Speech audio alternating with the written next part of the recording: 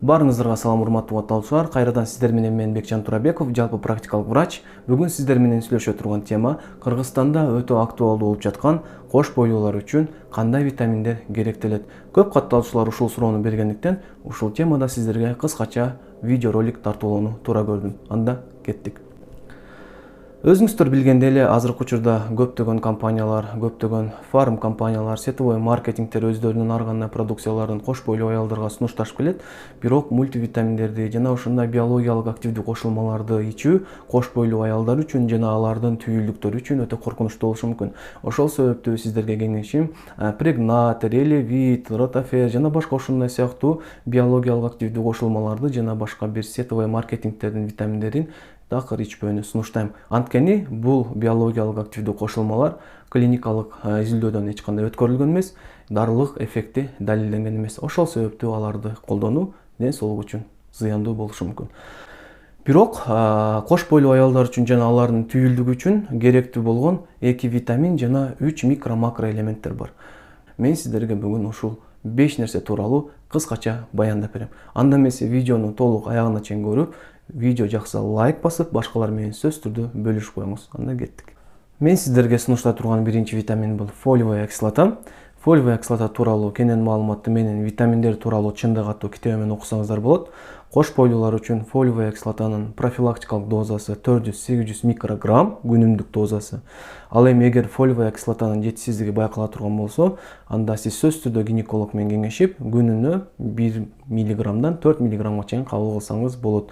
Фолиевая кислотаны жеке жалгыз өзүн кабыл кылуу түйүлдүк үчүн жана ийне үчүн өтө маанилүү.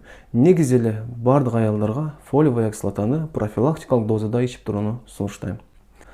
Экинчи витамин бул витамин D3. Витамин D тууралуу да сиздерге мен витаминдер тууралуу чындык китебимде кенен маалымат бере кеткем. Кош бойлуу аялдар үчүн профилактикалык дозада күнүнө 600-800 эл аралык бирдикте ичип туруу сунушталат. Эгерде витамин D'нын дагы жетишсиздиги байкалып жаткан болсо, анда сөзсүз түрдө врач менен кеңешип, витамин D'нын дозасын 2000ден 4000ге чейин көтөрсөңүз болот. Үчүнчү сиздерге айта турган микроэлемент бул йод.